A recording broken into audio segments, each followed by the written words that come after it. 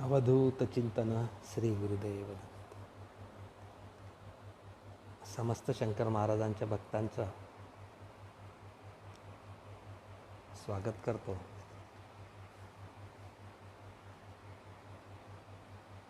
आणि आजच्या कथेला प्रारंभ करतो.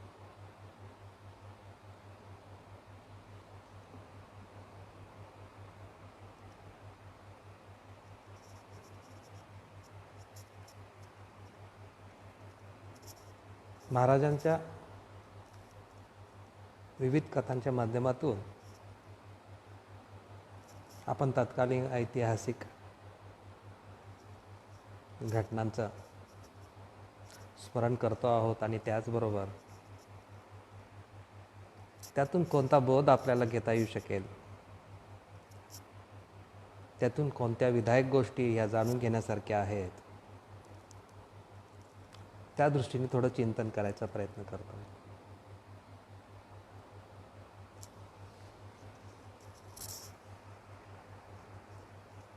आज आपण चर्चा करणार आहोत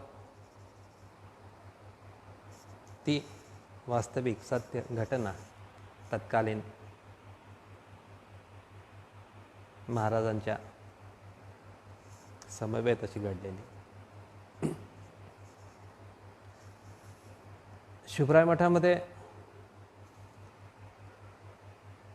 महाराजांची प्रिय भक्त मंडळी महाराजांना भेटण्यासाठी रोजच येत असत. बहुतांश महाराजांचं बसणं उठणं हे शिवराय मठातच असायचं. आणि क्वचित प्रसंगी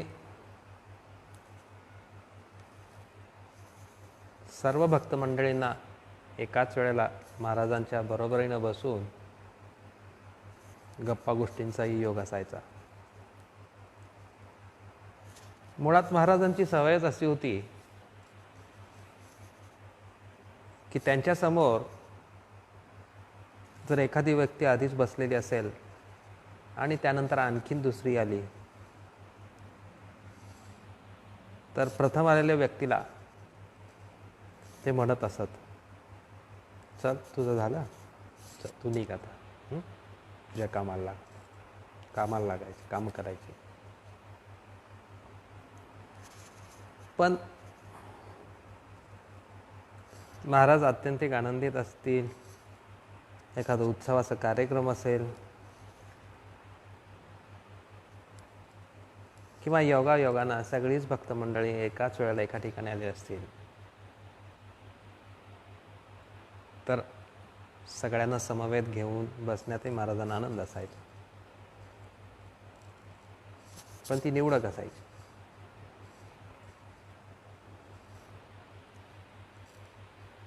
एके संध्याकाळी महाराज मठात बसले होते. महाराजांच्या बरोबरीनं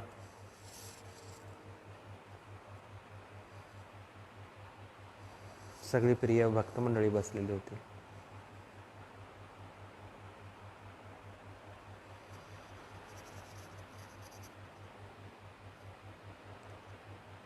महाराजांच्या मनात आलं की महाराज बोलायचे, अन्यथा महाराज बहुतांश मौन असायचे. त्यांचे बोबडे बोल हे त्यांच्या नियमित जवळ राहणाऱ्या व्यक्तींना व्यवस्थितपणे कळायचे. तर अशी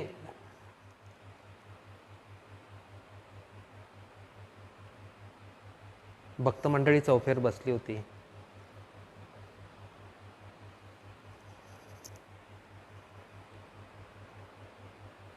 महाराजांनी अचानक सगळ्यांना एक प्रश्न विचारला.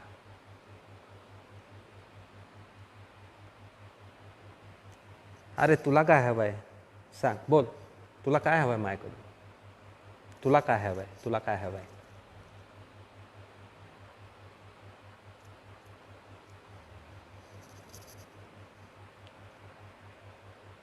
जनार्दन बुवांची अतिशय प्रांजळ इच्छा होती की त्यांना शाबरी विद्या शिकायची होती. आणि महाराजांना ते नेहमी म्हणत असत, महाराज मला शाबरी विद्या शिकायची खूप इच्छा आहे.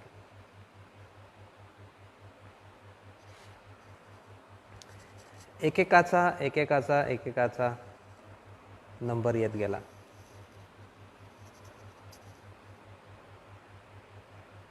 कोणी काय मागितलं, कोणी काय मागितलं, कोणी काय मागितलं.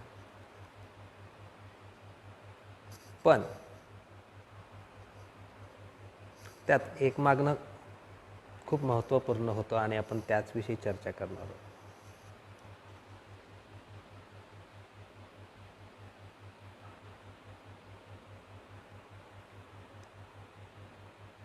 मठाशी संलग्न असलेलं आणि विशेष करून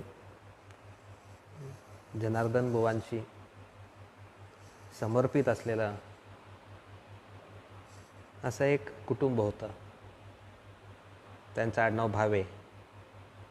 आजही महाराजांनी वापरलेले कपडे त्यांच्याकडे त्यांनी अतिशय सुंदर पद्धतीनं ठेवलेले आहेत आणि महाराजांची भक्त मंडळी येतात त्यावेळेला ती पाहण्यासाठी उपलब्ध केली जातात. आजची पिढी ही त्या सेवेसाठी सतत उपलब्ध असते. तर अशा त्या भावे कुटुंबाचा मठाशी अत्यंत घनिष्ठ असा अंतरसंपर्क असा की भावे कुटुंबातली एखादी व्यक्ती आजारी पडली असेल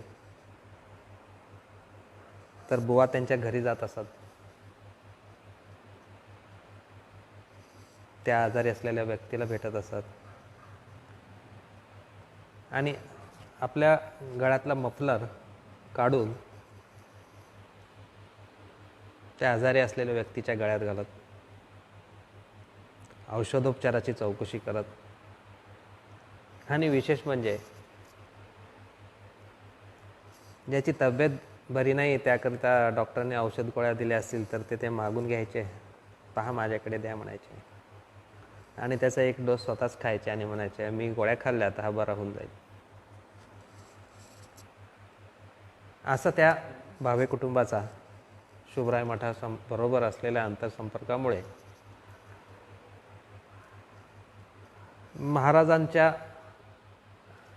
बरोबर देखील तोच प्रेमाचा संबंध निर्माण झाला. त्याच्यामुळे शहराबाहेर असलेल्या भावे कुटुंबाचं घर असलं तरी त्या ठिकाणी सगळ्या प्रथम अशा खोलीमध्ये, ज्याला भावे कुटुंब महाराजांची खोली असं म्हणत असे, आणि त्या ठिकाणी महाराजांचं बसणं उठणं होत असे.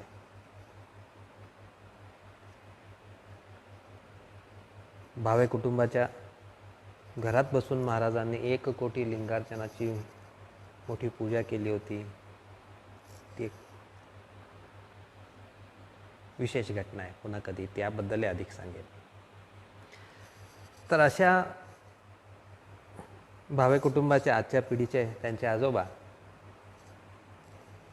महाराजांच्या समोर बसले होते आणि त्यांचा नंबर आला. महाराज त्यांच्याकडे रोखून पाहत होते आणि पुन्हा महाराजांनी त्याला प्रश्न विचारला, तुला का हवंय?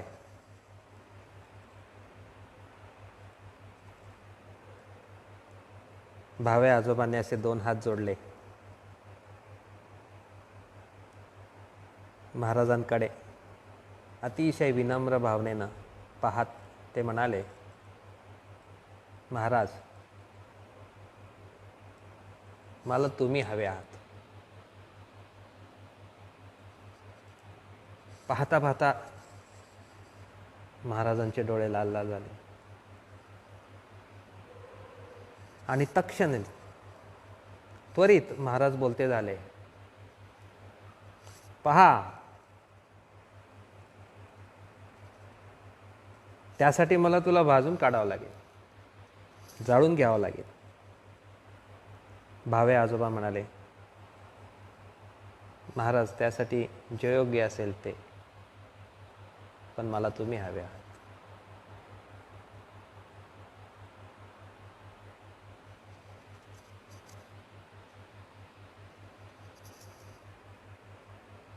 अशा त्या भावे आजोबांच्या मागणीनंतर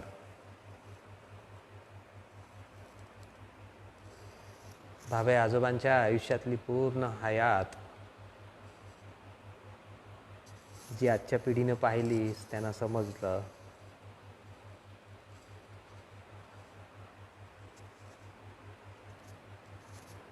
त्यातून ते हेच सांगतात की भौतिक स्वरूपात आमच्या आजोबांच्या तत्कालीन जीवन प्रवासाकडे आम्ही पाहिलं तर आम्हाला हे नक्की जाणवतं आणि पटतं की आमच्या आजोबांनी महाराजांना मागितलं, मात्र ती त्यांच्या आयुष्यभराची कसोटी होती. कारण त्यांचं उभं आयुष्य हे जणू रणरणत्या उन्हामध्ये कंठलेल्या जीवन प्रवासासारखं होतं भौतिक स्वरूपात.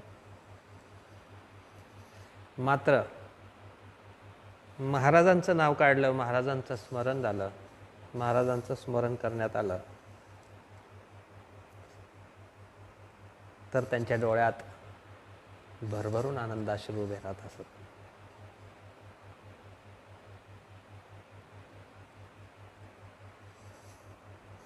आजची ही भावे आजोबांची छोटीशी कथा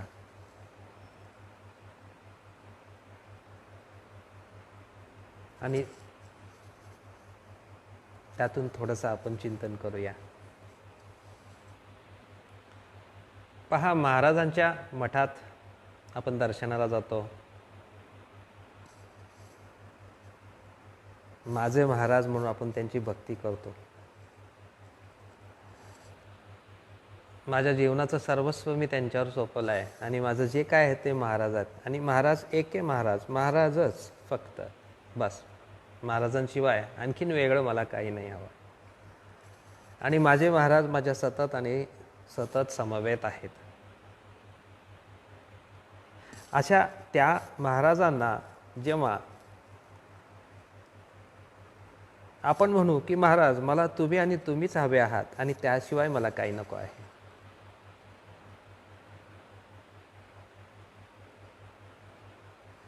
पहा, जेव्हा आपण महाराजांना म्हणू महाराज मला फक्त तुम्ही आणि तुम्ही हवे आहात, बस, त्याशिवाय मला बाकी काही नाही,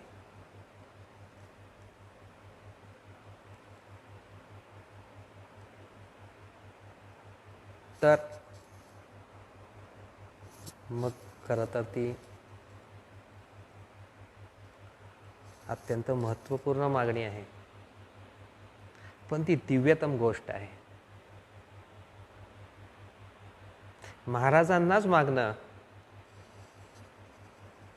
म्हणजे अग्निदिव्याला सामोरं जाण्यासारखं आहे. म्हणजे प्रकाशाच्या मुळे आपल्या परिसरात उजेड पडतो. हे जसं आपल्याला हवंसं वाटतं आणि सोयीनुसार आपण कधीतरी ते बटन दाबतो, प्रकाश पडतो आणि त्या पडलेल्या प्रकाशात आपण आपली कामं साधतो. आपल्याला जे दिसत नाहीये ते आपल्याला दिसू शकतं, आपण ते निरखून पाहू शकतो.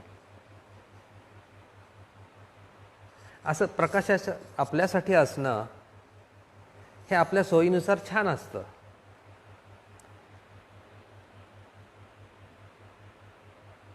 मात्र आपल्याला जर प्रकाशच व्हावंसं वाटलं, आपल्याला असं वाटलं की अरे हा प्रकाश आणि त्या प्रकाशामुळेच हे सगळं माझं जीवन चालतं आहे, सर्वस्व आहे, आणि असं त्या सृष्टीला पूर्णपणे प्रकाशित करणाऱ्या त्या सूर्यालाच मी आपलंसं करावं आणि मला त्याला भेटायचं आहे, ते हनुमंतानं केलं, पण ते अग्निदिव्य आहे.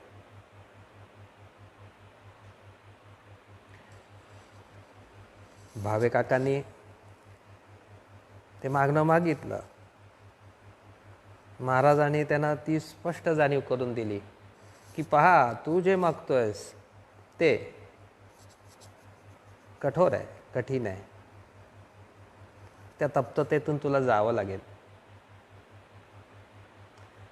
तुला माझ्याकडून काय हवं आहे ते घे ना मागून. मलाच मागून घेण्यामध्ये तुला माझ्यासारखं व्हावं लागणार आहे. ज्या अग्निदिव्यातून मी जातोय त्या अग्निदिव्यातून तुलाही जावं लागणार.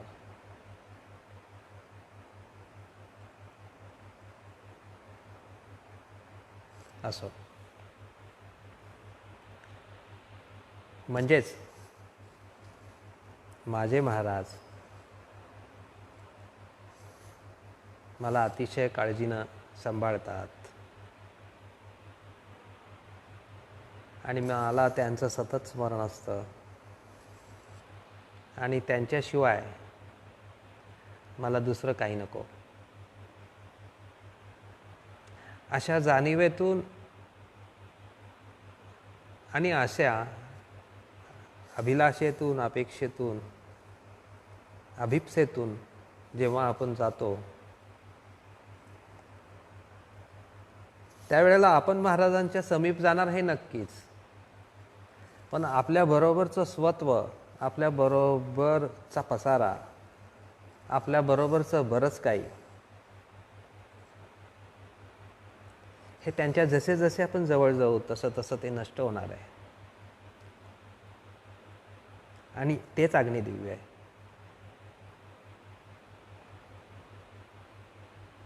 कारण त्यांच्यापाशी जाताना आपलं नाव, गाव, पत्ता, आपला मान मरातब, आपल्या इच्छा, आकांक्षा, आपलं प्राप्त ज्ञान, आपल्याला जे ठाऊक आहे ते, आपल्या धारणा, आपल्यावरचे संस्कार, उच्च नीच भाव, ह्या साऱ्या गोष्टी शून्यात जाणार असतात. ह्या साऱ्या गोष्टी शून्यात जाणार असतात.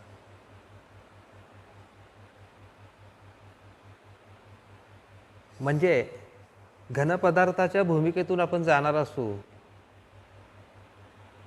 तर तिथे गेल्यानंतर होणाऱ्या त्या घनपदार्थाला लागणारी तप्तता आहे त्यांच्या जवळ जाण्यामुळं.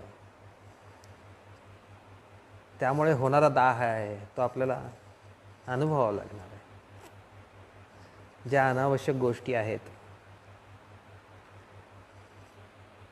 त्यांच्यात जेव्हा आपल्याला एकरूप व्हायचं आहे, सर्वस्व अर्पण करायचं आहे, तेव्हा माझे महाराज आणि त्यांना मी भेटायला चाललो ही भूमिका देखील नष्ट होणार आहे.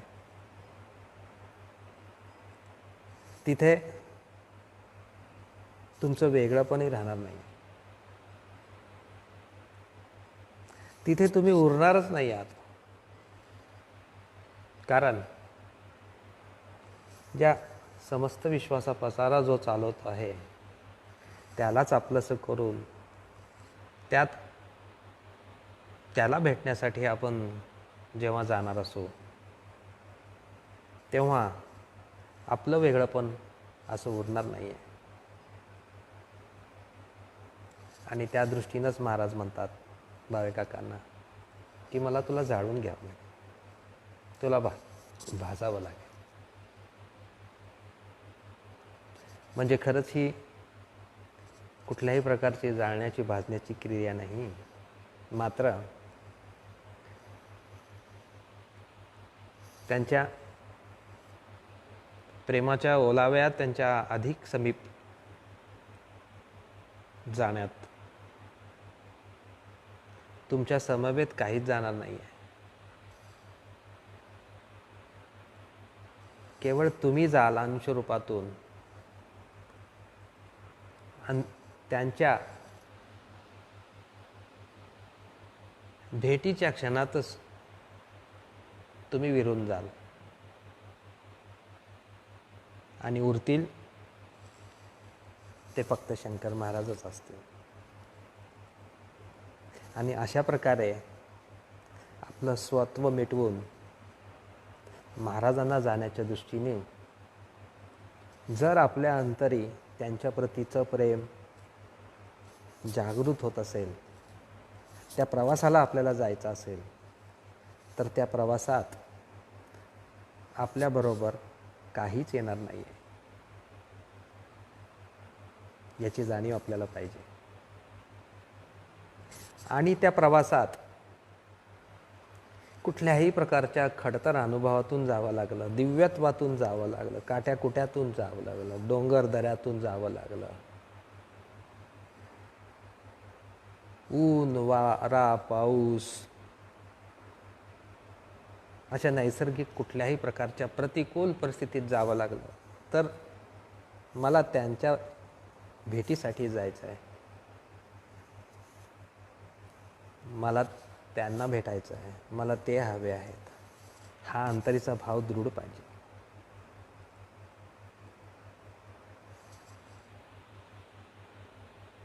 आज भावे काकांच्या, भावे आजोबांच्या महाराजांना मला तुम्ही हवे आहात या मागण्याच्या निमित्तानं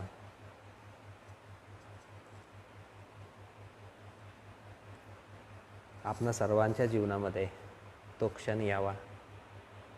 महाराजांना आनंदित करण्यासारखं असं काहीतरी मागणं आपण मागावं आणि ती मागणी पूर्ण करण्याच्या प्रवासात येणाऱ्या सर्व अनुभवांना सामोरं जाऊन जीवनाचं ते आणि ते एकच उद्दिष्ट आणि ध्येय आपण घेऊन चालावं की ज्यात आपलं स्वत्व संपलं तरी चालेल, पण महाराजांचं परिपूर्ण असं भेटणं घडलं पाहिजे अशी अभिप्सा, अशी इच्छा आकांक्षा आपणा सर्वाच्या मनात रुजो, फलित हो आणि महाराजांची आपणा सर्वांची भेट घडो अशी तळमळीची इच्छा व्यक्त करून मी आजची कथा इथे संपवतो. धन्यवाद.